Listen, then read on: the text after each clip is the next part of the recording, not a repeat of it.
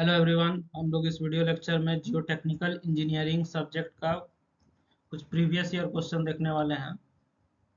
और ये question paper हमारा जो है बीयू पटना का क्वेश्चन पेपर है। ठीक है, तो आइए हम लोग कुछ क्वेश्चंस वगैरह देखते हैं। तो सबसे पहला जो क्वेश्चन है वो हमारा क्या कहता है, state Boussinesq's assumptions for stress distribution in a semi infinite soil mass when is this theory not valid. तो इसमें दो क्वेश्चन है सर। ये पहला हमारा क्वेश्चन है, दूसरा क्या कहता है कि ये थ्योरी कब वैलिड नहीं होगा। पहला क्वेश्चन में बॉसनेक्स का एजम्पशन पूछा है, किसके लिए, सेमी इनफाइनाइट सॉइल मास के लिए।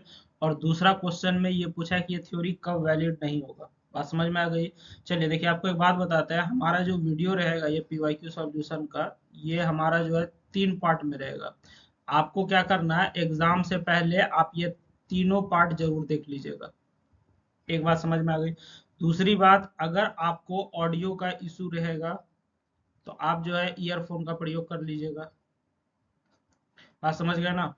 ठीक है, तो हम लोग यहाँ से देखते हैं एक एक करके क्वेश्चन का क्या मतलब है। तो जो हमारा सवाल पूछा गया है, सवाल में हमको क्या कहता है, सेमी इनफाइनाइट सॉइल मास के में स्ट्रेस डिस्ट्रीब्यूशन का जो बॉसनेक्स थ्योरी उस पर चर्चा कीजिए। सबसे पहले ये समझते हैं कि सर ये सेमी इनफाइनाइट सॉइल मास क्या होता है। इनफाइनाइट मतलब जो हमारा, जिसका की कोई सीमा नहीं है, उसको हम लोग इनफाइनाइट कहते हैं। बात समझ में आ रही है। ठीक है, तो जैसे मान के चलो ये हमारा क्या ग्राउंड सरफेस है, ग्राउंड लेवल हो गया। बात समझ में आ रही है। इसके नीचे का हमारा मिट्टी है, कितना सा मिट्टी है, ये मान के चलो इतना सा मिट्टी है। इसके नीचे का हमारा इतना सा मिट्टी है। ठीक है, तो ये मिट्टी का जो है ऊपर से तो ये बाउंड्री तय हो गया।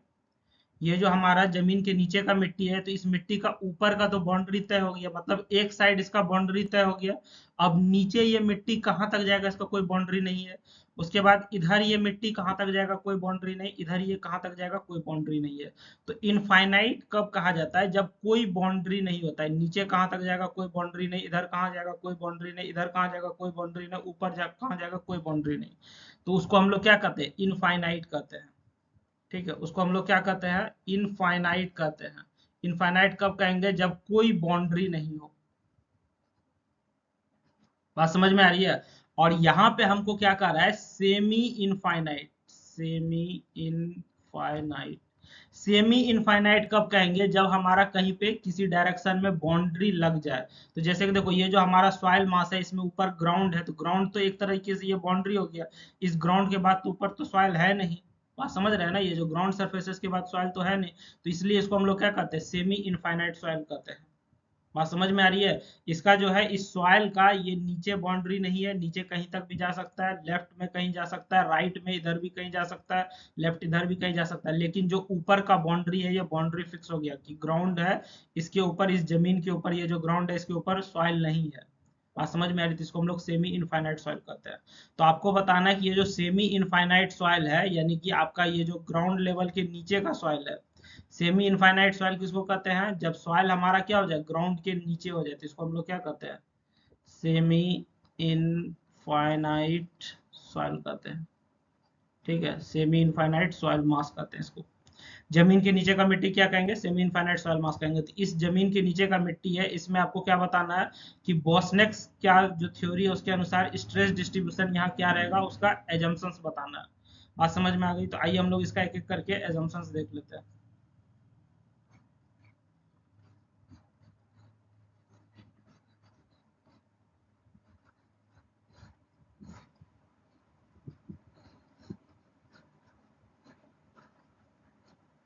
चलिए, तो इसका सबसे पहला हम लोग क्या देख लेंगे, एजम्पशंस जो रहेगा हमारा बॉसनेक्स थ्योरी का। पहला एजम्पशन क्या कहता है, soil mass is semi infinite. तो ऐसा तो क्वेश्चन में दिया था, हम लोग मान के चल रहे सॉइल मास सेमी इनफिनाइट हो गया। सेमी इनफिनाइट करने का मतलब सॉइल का एक साइड से बाउंड्री फिक्स है, होमोजेनस होगा और आइसोट्रोपिक होगा। ठीक है, होमोजेनस करने का मतलब मिट्टी हमारा एक समान होगा। ठीक है, और आइसोट्रोपिक होगा।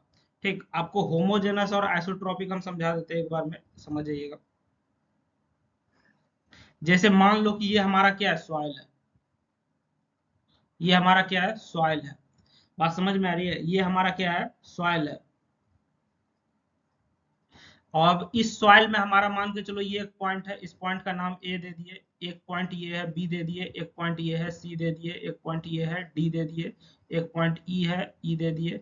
ठीक है, एक पॉइंट ये एफ दे दिए। इस तरीके से हमारा जो सॉइल है उसमें अलग अलग पॉइंट है। अब अगर हर एक पॉइंट पे ये जो सॉइल हमारा है इसमें जो अलग अलग पॉइंट हम दिखा दिए ABCDEF, अब हर एक पॉइंट पे बात समझ में आ रही है, अगर सॉइल का फिजिकल और इंजीनियरिंग प्रॉपर्टीज जैसे परमिएबिलिटी हो गया, इलास्टिसिटी वगैरह हो गया, अगर एकदम सेम हो जाए तो उसको हम लोग क्या कहते हैं, होमोजेनस सॉइल कहते हैं।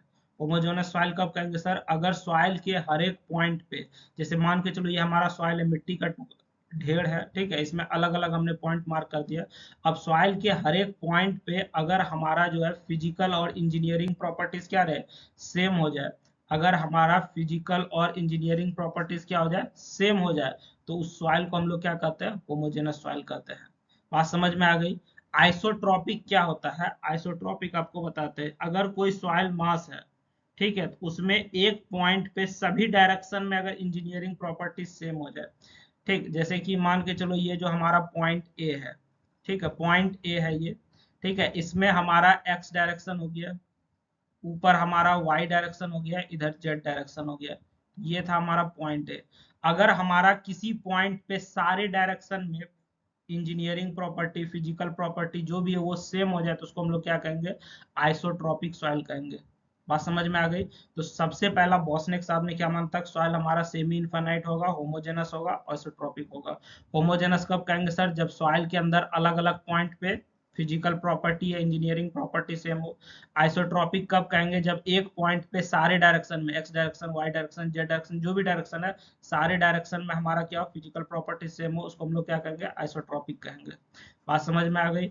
चलिए ठीक है, इतना बात समझ गया ना। तो इसका एजम्पशन जितना भी है उसमें सब में एक चीज ये होल्ड करेगा, क्या करेगा सर, कि सॉइल हमारा जो है सेमी इनफाइनाइट होगा, होमोजेनस होगा और आइसोट्रॉपिक होगा। बात समझ गए। चलिए दूसरा क्या है कि सॉइल हमारा जो है हुक्स लॉ को ओबे करेगा। हुक्स का नियम तो आप जानते ही है। बात समझ में आ रही है, सॉइल क्या करेगा, हुक्स लॉ को ओबे करेगा। सॉइल हमारा परफेक्टली इलास्टिक भी रहेगा सर, ठीक है, सेल्फ वेट ऑफ सॉइल जो है नेग्लेक्ट किया जाएगा, जमीन के नीचे जो सॉइल है उसका जो खुद का वजन है वो हम लोग नेग्लेक्ट करके चलते हैं। लोड हमारा जो है किसी एक पॉइंट पे अप्लाइड होगा। बात समझ में आ रही है। स्ट्रेस स्ट्रेन रिलेशनशिप जो है वो हमारा लीनियर रहता है। सॉइल एक्सटेंड करेगा इनफाइनेटली हॉरिजॉन्टल और वर्टिकल डायरेक्शन में, ठीक है। इसके साथ साथ हमारा जो है ग्राउंड सरफेस जो है हॉरिजॉन्टल होगा। तो ये सब हमारा कुछ पॉइंट है जो कि इसका एजम्पशन माना जाता है किसका, बॉसनेक्स थ्योरी का। ये काफी इंपॉर्टेंट है, ये क्वेश्चन हमारा जो है रिपीट कर सकता है, इसको अच्छे से देख लीजिएगा, ठीक है। चलिए आगे बढ़ते हैं हम लोग। अब दूसरा है कि ये कहाँ कहाँ वैलिड नहीं होता, हमारा बॉसनेक्स का थ्योरी कहाँ कहाँ वैलिड नहीं होता है, नॉट वैलिड। तो देखिए आपको बताते हैं, अगर लेयर्ड सॉइल डिपॉजिट है, मतलब अलग अलग लेयर का सॉइल बना हुआ है, तो वहां पे हमारा जो है ये वैलिड नहीं रहेगा, ठीक है। दूसरा क्या है, एनआइसोट्रॉपिक सॉइल में वैलिड नहीं रहेगा सर, ठीक है। उसके बाद हमारा जो है नॉन इलास्टिक सॉइल बिहेवियर में वैलिड नहीं रहेगा। हाईली स्ट्रेटिफाइड सॉइल में नहीं वैलिड रहेगा। बात समझ में आ रही है। तो इस तरीके से ये सब जगह जो है ये हमारा वैलिड नहीं रहता है, ठीक ना। चलिए आगे बढ़ते हैं हम लोग यहाँ से। उसके बाद कंसंट्रेटेड लोड जहां लग रहा है किनारे पे, वहां पे भी ये वैलिड नहीं रहेगा। और लास्ट में जब हमारा प्लास्टिक डिफॉर्मेशन कंडीशन रहेगा वहां पे भी वैलिड नहीं रहता है ये। चलिए यहाँ से आगे बढ़ते हैं हम लोग। अगला क्या कहता है, differentiate between contact pressure and rigid and flexible footing, ठीक है। हमारा जो है दो तरह का फुटिंग होता है, हमारा जो है दो तरह का फुटिंग होता है। कौन कौन सा, एक होता है रिगिड फुटिंग, एक होता है फ्लेक्सिबल फुटिंग। बात समझ में आ रही है। अब हमारे पास दो तरह का फुटिंग होता है, एक रिगिड एक होता है फ्लेक्सिबल फुटिंग। आपको क्या करना है कि रिगिड फुटिंग और फ्लेक्सिबल फुटिंग के बीच नीचे जो हमारा कांटेक्ट प्रेशर है दोनों के बीच में डिफरेंस बताना है।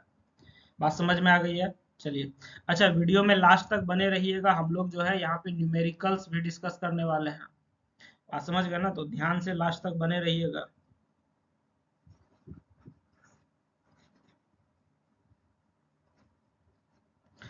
तो सबसे पहले हम लोग जो है ये फोटो हमने जो है टेक्स्ट बुक से लिया है, ठीक ना। तो ये हमारा जो है रिजिड फुटिंग है, ठीक है, रिजिड फुटिंग हो गया। रिजिड फुटिंग के नीचे का ये आपको कांटेक्ट प्रेशर यहाँ पे दिखाया जाएगा।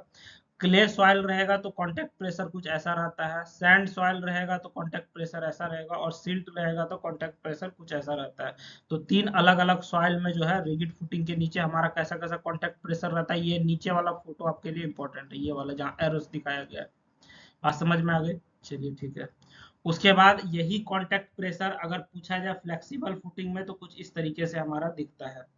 ठीक है, ये फोटो भी हमने टेक्स्ट बुक से लिया है। उसके बाद आपका बीसी पूनमिया बुक से हमने एक फोटो लिया है। ये हमारा क्या दिखा रहा है, कांटेक्ट प्रेशर दिखा रहा है, मतलब ये जो इमेज है इसी को यहाँ पे दूसरे ढंग से बस दिखाया गया, इमेज सेम टू सेम है। इसी चीज के बीच में आपको डिफरेंस बताना है कि रिजिड फुटिंग में कैसा होगा और फ्लेक्सिबल फुटिंग में कैसा होगा। आइए हम लोग एक एक करके डिफरेंस देखते हैं। सबसे पहला हम लोग यहाँ से देखेंगे क्या सर, कि हमारा जो है रिजिड फुटिंग में क्या होगा कि फुटिंग हमारा जो है बेंड नहीं करेगा, पहला बात। फ्लेक्सिबल फुटिंग में हमारा फुटिंग जो है सॉइल के साथ बेंड कर जाता है। बात समझ में आ रही है। इसमें सेटलमेंट हमारा यूनिफॉर्म रहेगा, इसमें सेटलमेंट क्या रहेगा, नॉन यूनिफॉर्म रहेगा। कांटेक्ट प्रेशर आपका इसमें वेरी करेगा, इसमें कांटेक्ट प्रेशर क्या रहेगा, यूनिफॉर्म रहेगा। बात समझ में आ गई। चलिए इसमें अगर बात किया जाए रिजिड फुटिंग में, तो इसमें जो है प्रेशर हमारा सॉइल डिफॉर्मेशन पे निर्भर करेगा, और फ्लेक्सिबल फुटिंग में जो है प्रेशर हमारा लोड इंटेंसिटी पे निर्भर करता है। ठीक है, रिजिड फुटिंग में हमारा जो है सेंट्रल प्रेशर जो है हाई रहता है क्ले में, बीच में हमारा जो है हाई रहता है, और फ्लेक्सिबल फुटिंग में एज प्रेशर जो है हाई रहता है सैंड में। बात समझ में आ गई। तो दोनों का बीच में अंतर आप समझ जाइएगा कि कहाँ पे क्या है। फोटो आपको हम दिखाई दिए है, एग्जाम में अगर ये क्वेश्चन आएगा तो सेम टू सेम लिख दीजिएगा। समझ गए। चलिए उसके बाद हम लोग बात करेंगे किस चीज का सर, प्रेशर डिस्ट्रीब्यूशन का बात करने वाले हैं। ठीक है, तो रिजिड फुटिंग जो होता है जब क्ले पे रहता है तो उसमें प्रेशर डिस्ट्रीब्यूशन कैसा रहता है, प्रेशर हमारा जो है सेंटर पे मैक्सिमम रहेगा और मिनिमम रहता है एजेस पे। बात समझ में आ रही है। रिजिड फुटिंग हमारा जो सैंड पे रहता है उसका प्रेशर कैसा रहेगा सर, प्रेशर मैक्सिमम रहेगा एजेस पे और मिनिमम रहता है सेंटर पे।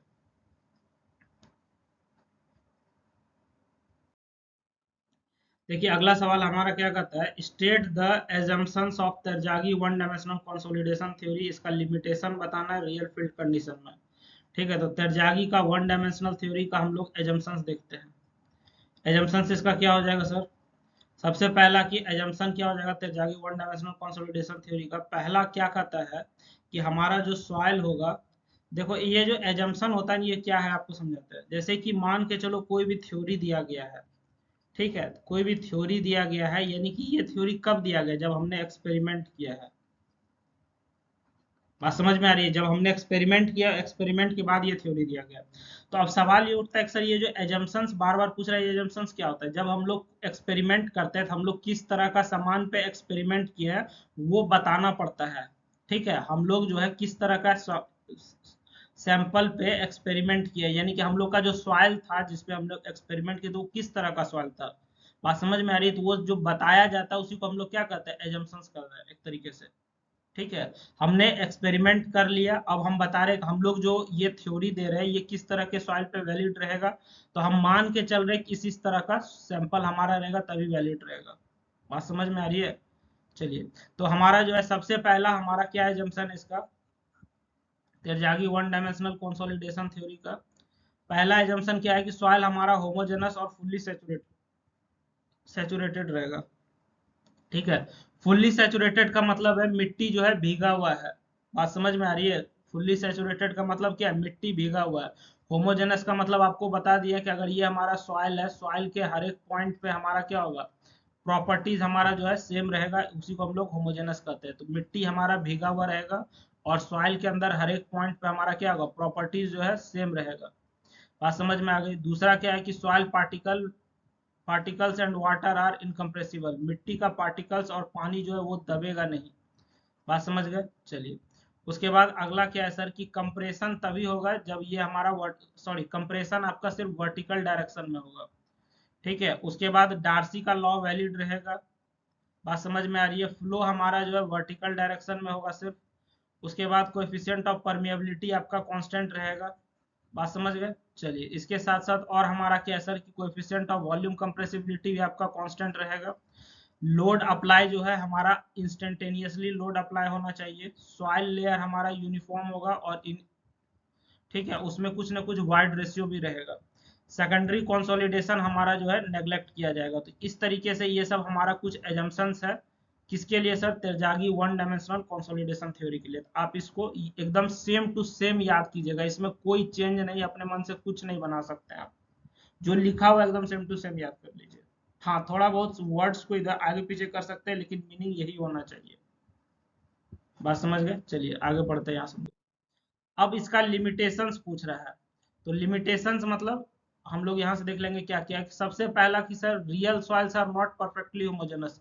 रियल सॉइल्स जो परफेक्टली होमोजेनस नहीं होता है उसमें ये वैलिड नहीं रहता है। ठीक है। दूसरा क्या, soil particles very with depth. Soil particle हमारा डेप्थ के साथ वेरी करता है, तो उसमें भी ये चीज होल्ड नहीं करेगा, वन डायमेंशनल थ्योरी। परमिएबिलिटी हमारा जो है कंसोलिडेशन के साथ चेंज करता है, तो उसमें भी ये वैलिड नहीं करेगा। सेकेंडरी कंप्रेशन हमारा जो है होता ही होता है, तो उसके लिए भी ये हमारा क्या करेगा, वैलिड नहीं रहेगा। तो ये सब हमारा कुछ पॉइंट है जिसके वजह से हमारा जो है तेरजागी वन डायमेंशनल थ्योरी जो है वैलिड नहीं हो पाता है। ठीक है। कंसोलिडेशन हमारा जो है 3 डायमेंशन में हो सकता है, जबकि थ्योरी क्या कहता है, कंसोलिडेशन हमारा 1 ही डायमेंशन में होगा। 1 डायमेंशन मतलब एक ही डायरेक्शन में होगा। समझ गए? चलिए आगे बढ़ते हैं हम लोग यहाँ से। लोड एप्लीकेशन हमारा क्या रहेगा, ग्रेजुअल रहेगा, मतलब धीरे धीरे हम लोग जो है लोड लगाएंगे। ठीक है। अच्छा, उसमें आपको हम क्या बोले थे एजम्पशन में, सॉइल हमारा जो है फुल्ली सेचुरेटेड रहता है। फुल्ली सेचुरेटेड मतलब मिट्टी जो है पूरी तरीके से भींगा हुआ, उसमें हवा है ही नहीं। लेकिन एक्चुअली में क्या होता है, हमारा जो मिट्टी में एनी टाइम एयर प्रेजेंट रहता ही रहता है, इसलिए ये भी एजम्पशन हमारा क्या हो गया, गलत हो गया। तो हमने जो भी थ्योरी दिया है उसमें मेजोरिटी एजम्पशन हमारा क्या गलत है। ठीक है। चलिए आगे बढ़ते हम लोग। अब यहां से आपका असली सवाल शुरू होता है, derive the relationship between void ratio and porosity. Void ratio और पोरोसिटी के बीच में आपको रिलेशन क्या है वो बताना है। आपको मालूम होगा कि वॉइड रेशियो को हम लोग किससे दिखाते हैं, ई से दिखाते हैं। पोरोसिटी को किससे दिखाते हैं, एन से दिखाते हैं। दोनों के बीच में आपको रिलेशन बताना है। ठीक है। वॉइड रेशियो और पोरोसिटी के बीच में आपको क्या बताना है, रिलेशन बताना है।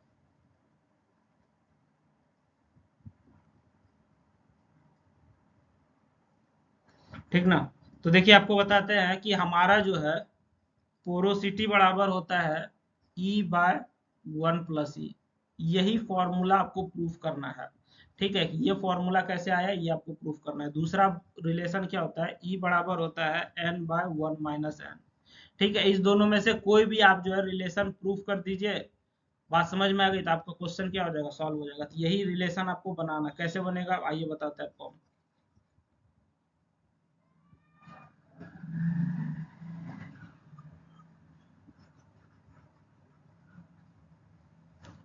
सबसे पहले तो हम लोग देखते हैं क्या सर, कि हमारा जो है वॉइड रेशियो का क्या फॉर्मूला होता है। वॉइड रेशियो का फॉर्मूला होता है VV/VS।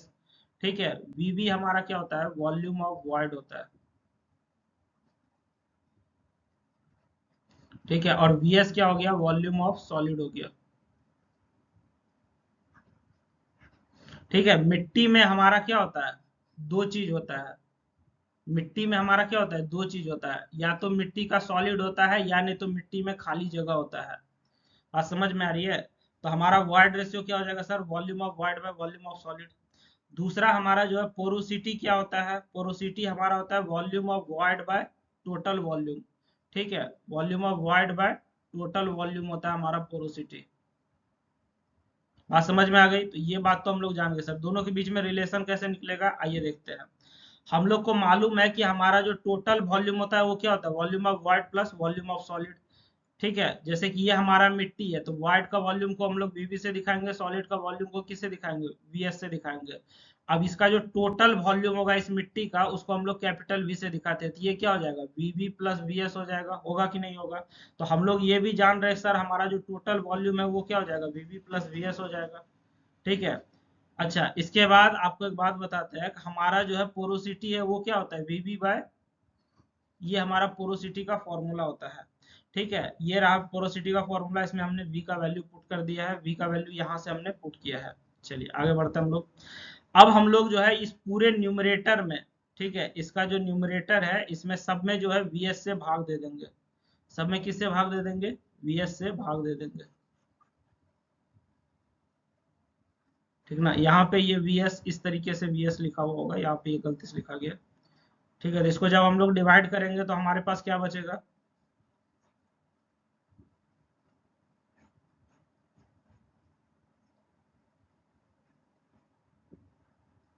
डिवाइड करने के बाद हमारे पास जो इस तरह का इक्वेशन आएगा।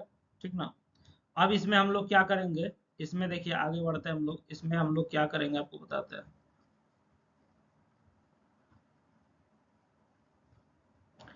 इसमें हमारा जो जो चीज देखिए, इसमें हम लोग क्या कर सकते हैं कि ये जो हमारा लिखा हुआ है VB/VS, ये रहा VB/VS, इसको हम लोग क्या लिख देंगे, ई लिख देंगे। इसको भी हम लोग क्या लिख देंगे, ई लिख देंगे। तो अब ये हमारा क्या हो जाएगा, अब ये हमारा कन्वर्ट हो जाएगा किसमें, n बराबर E/1 प्लस ई में कन्वर्ट हो गया। हमारा जो है वॉइड रेशियो और पोरोसिटी के बीच में रिलेशन आ गया।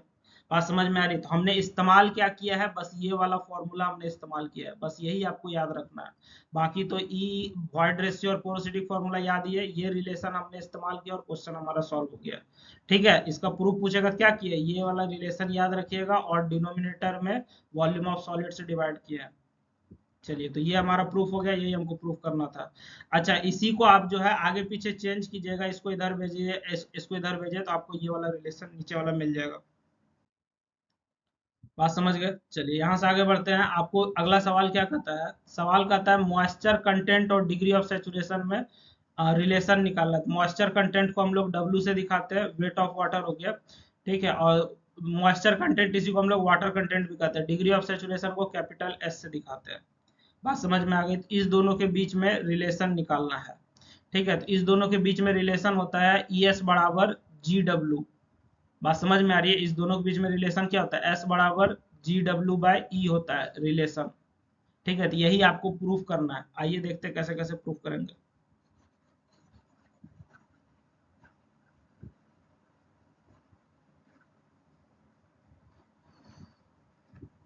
देखिए, मॉइस्चर कंटेंट जो है, जिसको हम लोग वाटर कंटेंट भी कहते हैं, उसका फॉर्मूला क्या होता है, WW/WS, ठीक ना। डिग्री ऑफ सेचुरेशन क्या हो जाएगा हमारा, डिग्री ऑफ सेचुरेशन S बराबर volume of water by volume of void हो जाता है, ठीक है। अब हम लोग क्या जानते हैं सर, हम लोग जानते हैं कि WW बराबर क्या हो जाएगा, VW इंटू गामा W। ये कैसे होता है आपको बताते हैं। देखो, डेंसिटी बराबर हमारा क्या हो जाता है, डेंसिटी बराबर हमारा होता है वेट बाय वॉल्यूम होता है ना, ठीक है। तो वेट बराबर हम लोग लिख सकते हैं वॉल्यूम इंटू डेंसिटी, ऐसा तो लिख सकते हैं ना, ठीक है। तो यही चीज यहाँ पे लिखा हुआ है। वेट को हम लोग किससे दिखा दिए, WW, weight of water. Volume को हम लोग किससे दिखा दिए, VW, वॉल्यूम ऑफ वाटर। और डेंसिटी को हम लोग गामा W से दिखा दिए, यानी कि डेंसिटी ऑफ वाटर। तो यहाँ से हमारा आ गया, बात समझ में आ गई कैसे आ गया। चलिए, अगला हमारा क्या है सर, कि वेट ऑफ सॉलिड बराबर क्या हो जाएगा, VS इंटू जी गामा W हो जाएगा। बात समझ में आ रही है? ठीक है, तो ये भी हमारा जो है फॉर्मूला वहां से आ जाएगा, ठीक। चलिए, यहाँ से हम लोग आगे बढ़ते हैं। तो अब हमारे पास जो है, हमारे पास क्या है सर, कि वेट बराबर क्या हो जाएगा, सॉरी वाटर कंटेंट बराबर क्या हो जाएगा, हम लोग वैल्यू पुट कर देंगे यहाँ से। वाटर कंटेंट क्या हो जाएगा, यहाँ पे ऊपर WW, इसको हम लोग जो है इससे रिप्लेस कर देंगे। WW के बदले क्या लिख सकते हैं, VD गामा W लिख सकते हैं।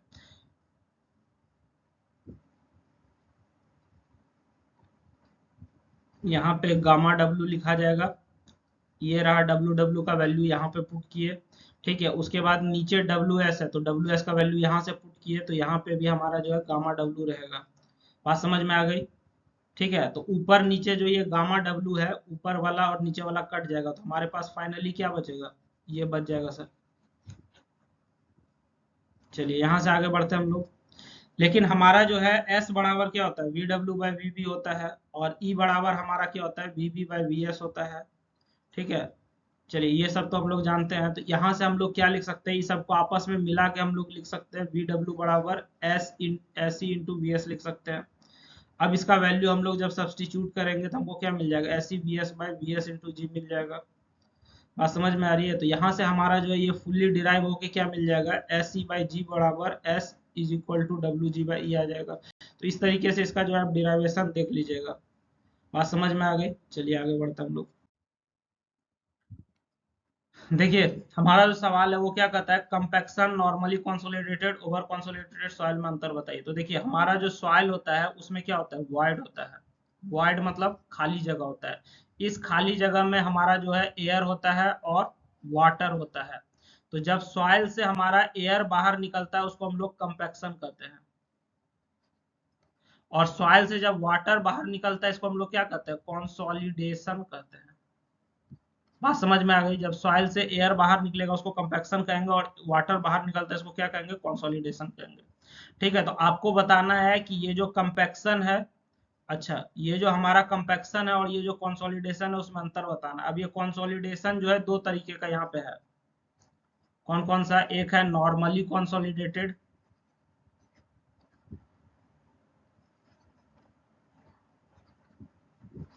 एक है हमारा क्या, ओवर कंसोलिडेटेड। बात समझ में आ गई। तो आपको बताना है कि दोनों में, ये तीनों में अंतर क्या है, कंपैक्शन में, नॉर्मली कंसोलिडेटेड, ओवर कंसोलिडेटेड में, तीनों में क्या अंतर है ये बताना। तो आइए हम लोग देखते हैं।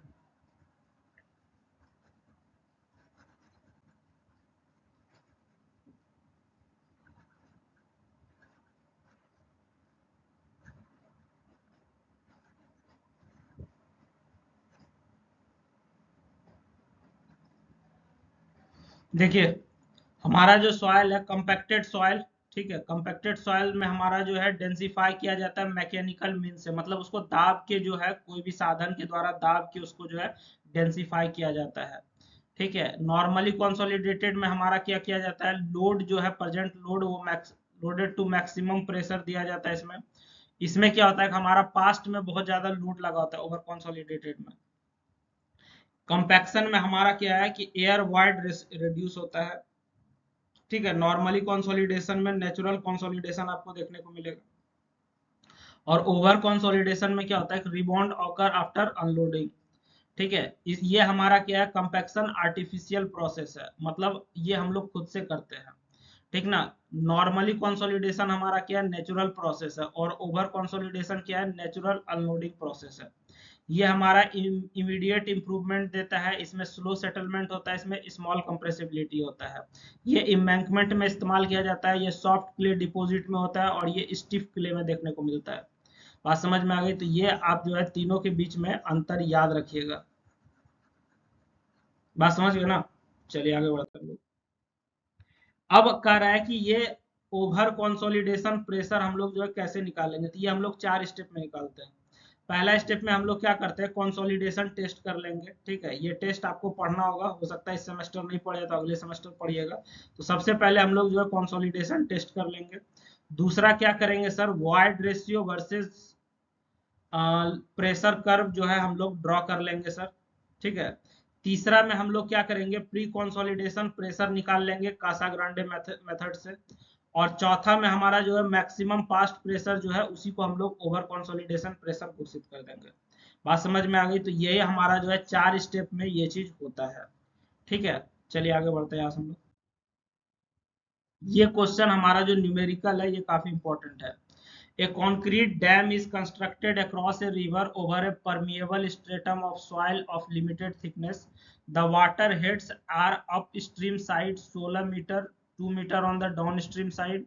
The net flow constructed under the dam gives NF बराबर 7, ND बराबर 12. Calculate the seepage loss through the soil average and hydraulic conductivity is इतना and इतना।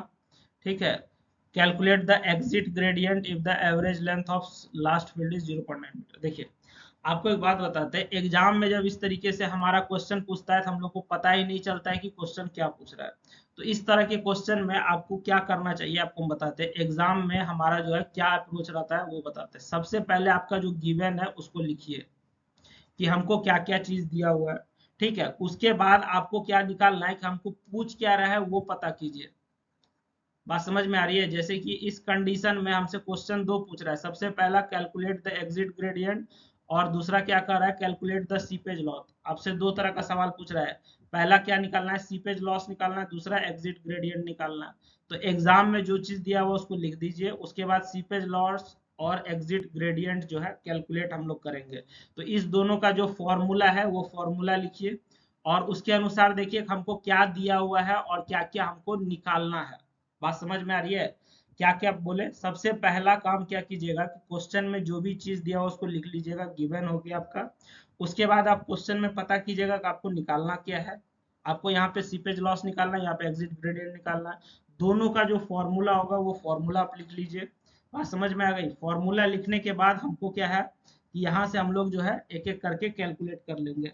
जैसे कि अगर हमको सीपेज लॉस निकालना है, ठीक है, हमको क्या करना है, सीपेज लॉस निकालना है, ठीक ना, ये सीपेज लॉस निकालना है। सीपेज लॉस का क्या फॉर्मूला होता है, सीपेज लॉस का फॉर्मूला होता है Q बराबर हमारा क्या हो जाएगा, K H N F by N D. ठीक है, तो इसमें हम देख लेंगे कि हमको क्या क्या दिया हुआ, जो नहीं दिया उसको निकाल लेंगे।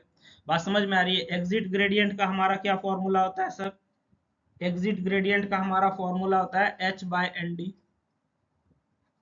बात समझ में आ रही है। तो इस तरीके से जो चीज हमको दिया हुआ है वो हम लोग देख लेंगे, नहीं दिया हुआ वो हम लोग यहाँ से क्या करेंगे, निकाल लेंगे, ठीक ना। चलिए आइए हम लोग देखते हैं। सबसे पहला काम क्या करेंगे, जो जो गिवन है उसको हम लोग लिखेंगे।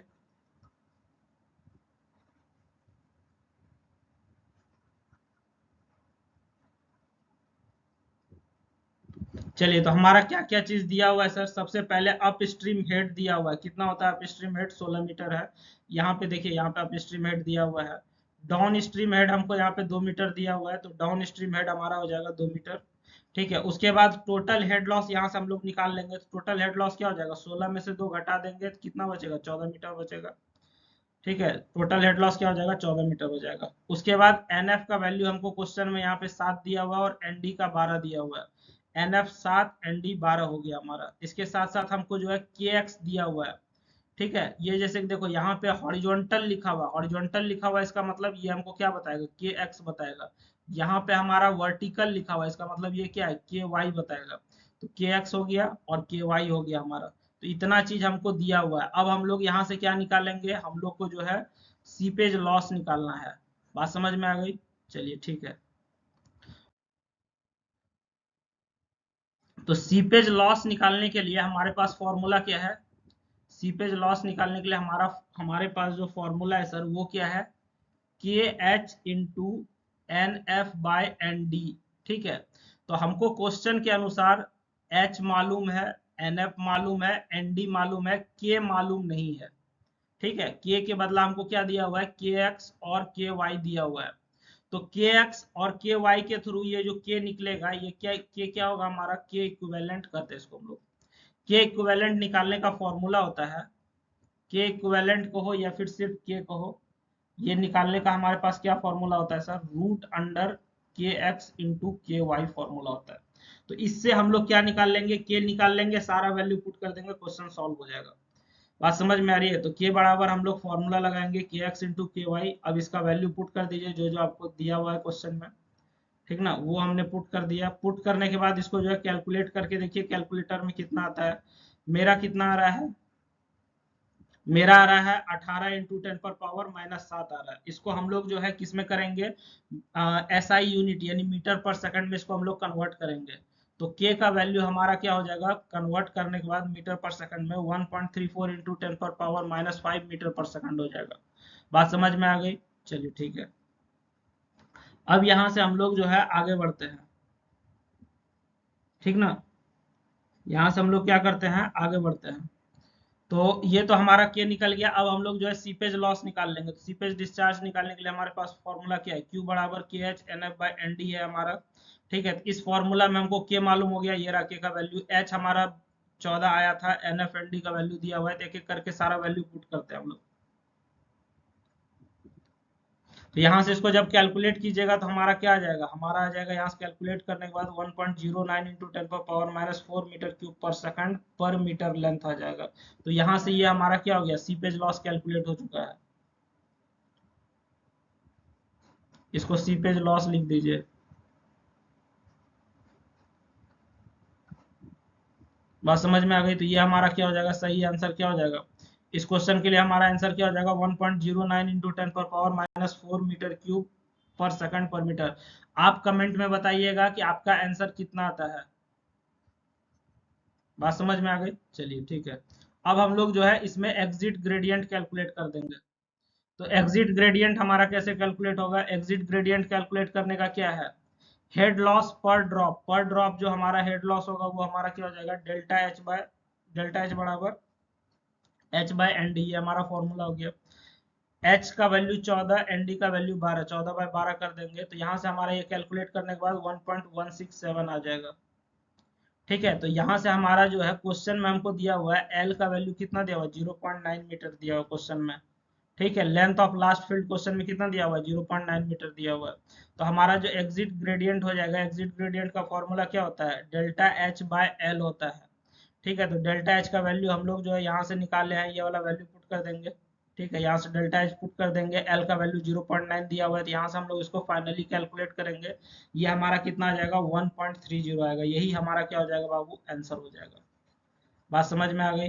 ठीक है, तो ये हमारा क्या हो जाएगा, आंसर हो जाएगा।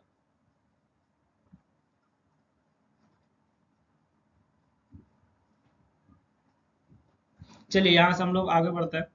तो हमारा ये वाला पार्ट जो है ना, यहीं पे एंड होता है। ठीक है, ये वाला पार्ट यहीं पे एंड रहता है। कोई भी आपसे जो है डाउट वगैरह हो तो आप हमसे कमेंट, कॉल, चैट, व्हाट्सएप पे पूछ लीजिएगा। देखिए, एक बात आपको बताते हैं, अगर आप जियो टेक नहीं पढ़े हैं, ठीक ना, ये सब प्योर टेक्निकल पेपर है, तो आपको जो है बहुत सारा बात समझ में नहीं आएगा। ठीक है, अगर आप जो है ये सब्जेक्ट नहीं पढ़े हैं तो आपको बहुत सारा बात जो है समझ में नहीं आएगा। ठीक ना, इसलिए पढ़े हैं तो समझ में आएगा, नहीं पढ़े तो नहीं समझ में आएगा। पढ़वे नहीं किया तो हम कैसे समझा दें। क्लास तो है नहीं कि भाई आपको हम बैठ के एक एक चीज यहाँ पे बताएंगे। बात समझ में, हम लोग तो क्वेश्चन डिस्कस कर रहे हैं। ठीक ना, तो अगर नहीं समझ में आएगा फिर भी आप हमसे पूछ सकते हैं, कमेंट करके पूछ लीजिएगा, चाहे जैसे पूछना हो पूछ लीजिएगा। ठीक ना, आपको पढ़ना चाहिए भाई। बात समझ में आ रही है। चलिए यहाँ से हम लोग आगे बढ़ते हैं, आप वीडियो का बाकी पार्ट जरूर देखिएगा। Thank you everyone. ठीक है, हम लोग मिलते हैं नेक्स्ट वीडियो लेक्चर में।